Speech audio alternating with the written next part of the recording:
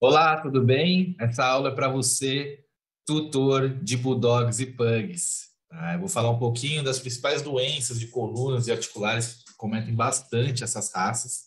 Tá? Meu nome é Ricardo Lopes, né? Eu sou veterinário, né? Formado pela USP, tenho pós-graduação em ortopedia pela USP. Sou autor desse livro aqui, Fisiatria em Pequenos Animais. Sou presidente da Associação Nacional de Fisioterapia Veterinária e sou proprietário da Physiocare Pet, né? Hoje, nosso objetivo é chegar a 220 unidades em todo o Brasil. Aqui no final da aula, eu até deixo quais são os endereços. E você pode também ver também um pouco no nosso site, tá?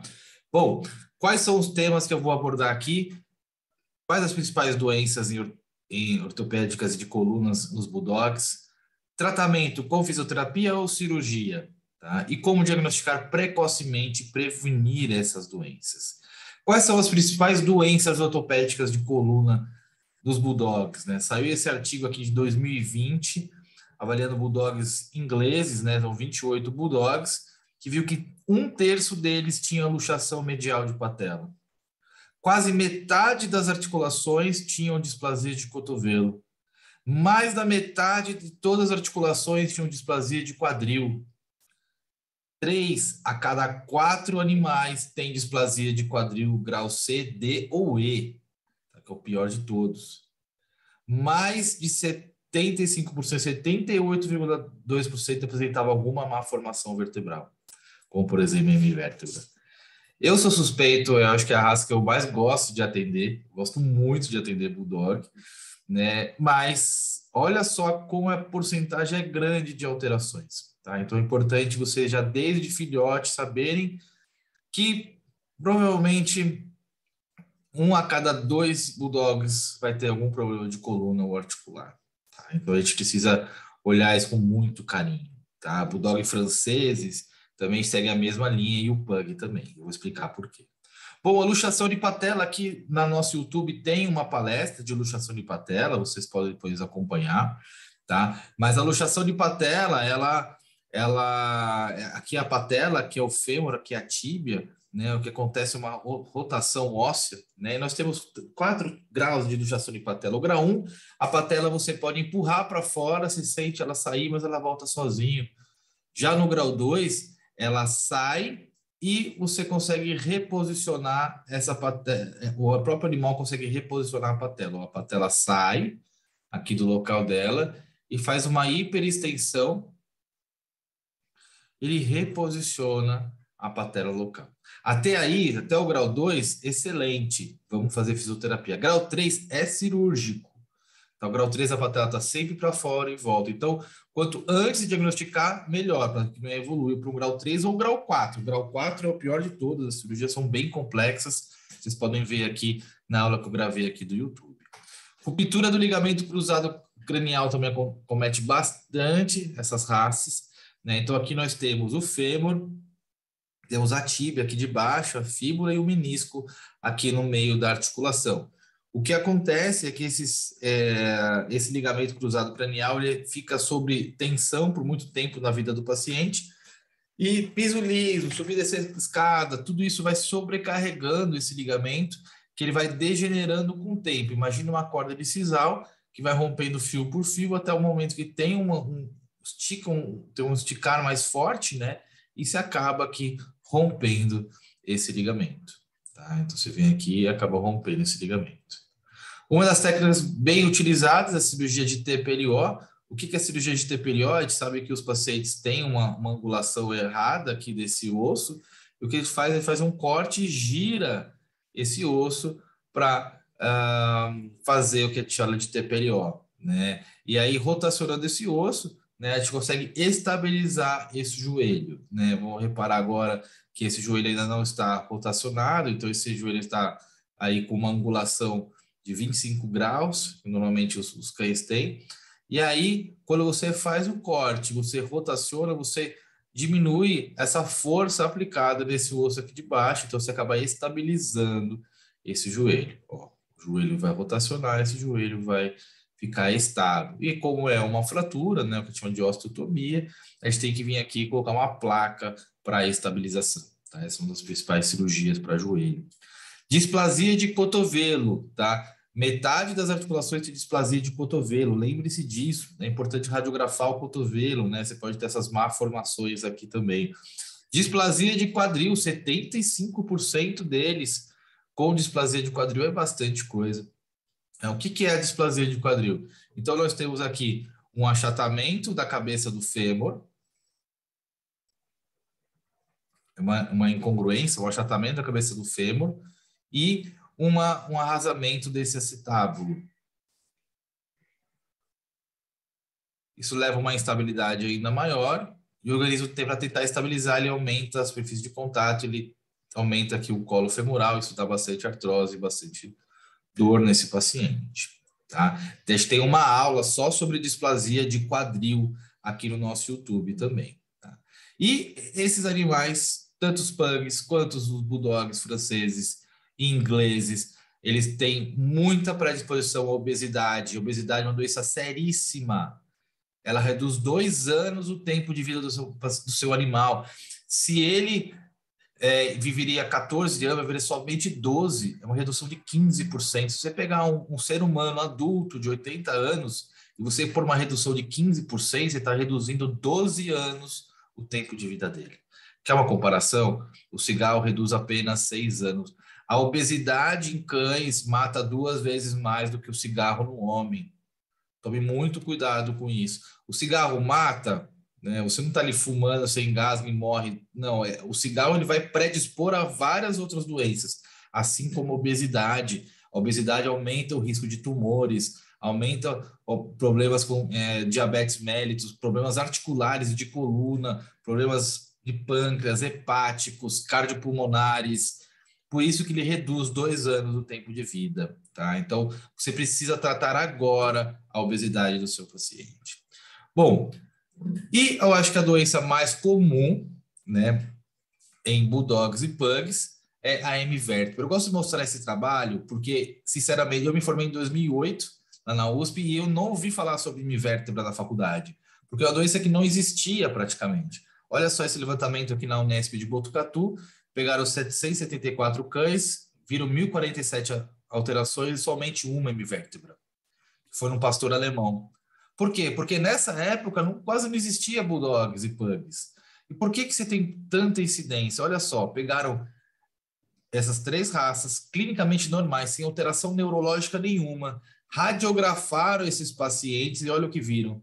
Bulldogs franceses, 93,5% têm malformação vertebral. Ingleses, 75%, pug, 73%. Então, se você tem uma dessas raças, muito provavelmente tem uma má formação vertebral. E por que a má formação vertebral? Por causa dessa cauda bonitinha, que é de parafuso, né? Então, o que aconteceu? Os criadores selecionaram a parte bonita, que é essa cauda em parafuso.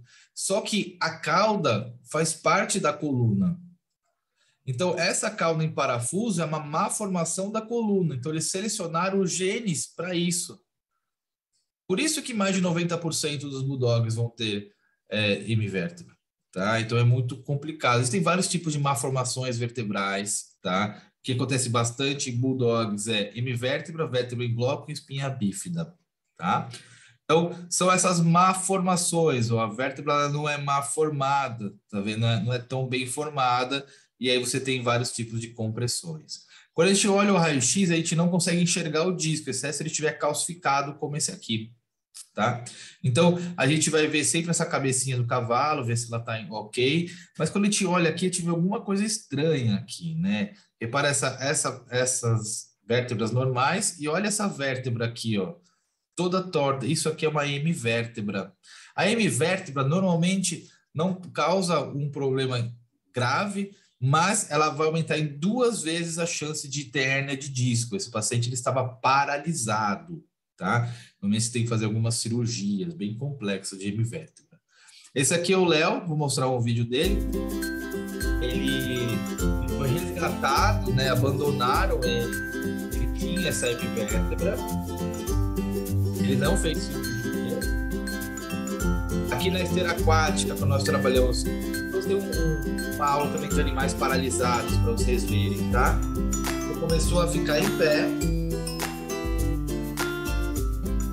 Aqui já dando os primeiros passos na esteira aquática. E começando a andar.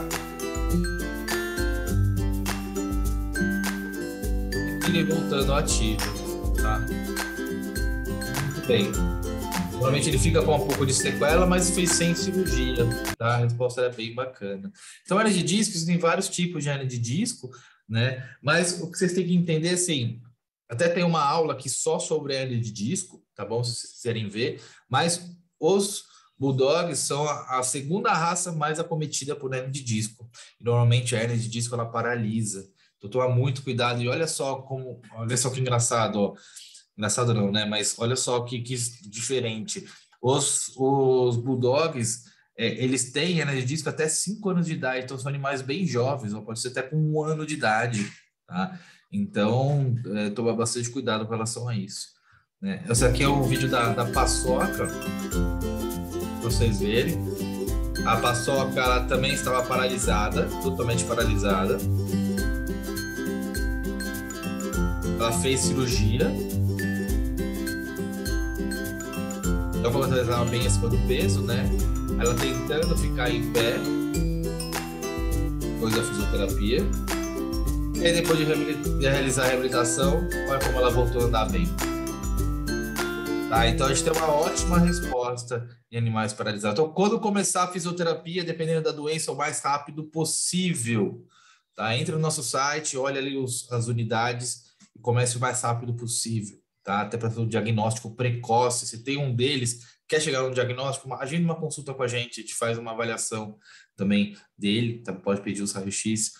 Ele volta a andar com quantas sessões quando está paralisado? Isso depende muito. Tem paciente que já voltou comigo em 2 sessões, tem paciente que demorou 60 sessões. Depende de cada paciente, tem que fazer uma avaliação. Tá? Mas eu posso garantir para vocês que o nosso protocolo de neuroreabilitação é o melhor do Brasil. Animal paralisado, xixi, cocô, volta a andar, isso a gente consegue ajudar bastante com a acupuntura e com a ozonioterapia, que são também especialidades que a gente também atua nos nossos centros, tá? E qual a melhor cadeirinha de rodas? É essa cadeirinha aqui, tá? Que chama Max Locomotion Modelo Lopes. Depois, se quiser, também vocês podem entrar em contato com a gente passa o contato para comprar. Ela é muito interessante porque ela o próprio movimento da roda faz o movimento dos membros, tá bom? E a hernia de disco em gatos? É bem incomum, tá? Tome cuidado, às vezes gato paralisado pode ser alguma outra coisa, tá? Bom, como eu faço para levar meu pet para avaliação? Quais são as chances dele voltar a andar ou dele melhorar das displasias, do luxação de patela? Eu atendo com hora marcada na unidade Moema, Avenida dos Bandeirantes, na frente do aeroporto de Congonhas, mas você pode passar com qualquer pessoa também na minha equipe, de qualquer unidade. Todas elas funcionam com essa central de agendamento nacional, tá? Principalmente esse WhatsApp aqui, vocês podem mandar mensagem, a gente vai entrar em contato com vocês. Hoje, aqui durante a gravação a gente está com 45 unidades já em todo o Brasil e também na República Dominicana, né? E a gente quer chegar a 220 unidades. Eu vou mostrar o vídeo aqui só para vocês entenderem. A gente começou em janeiro de 21 com 13 unidades, nós mais que dobramos de tamanho e fomos para 32 unidades em janeiro de 22. Depois chegamos a 62 unidades em 10 estados. Então, a projeção chegar a 110 unidades em 2024 e uma projeção final chegar a 220 unidades.